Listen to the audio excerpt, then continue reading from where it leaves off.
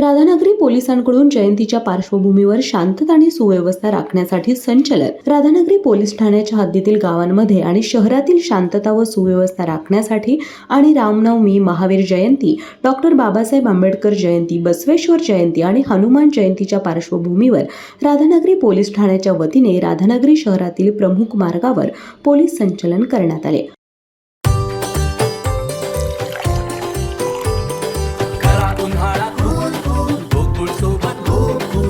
गोकुळ सोबत गोकुल।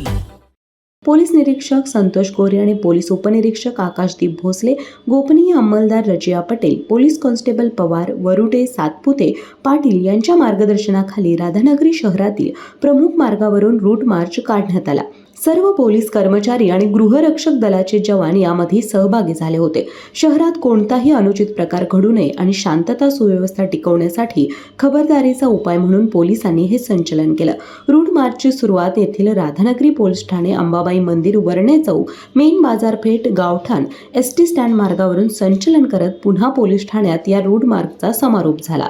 या रूट मार्चमुळे नागरिकांमध्ये सुरक्षिततेचा विश्वास निर्माण झाला।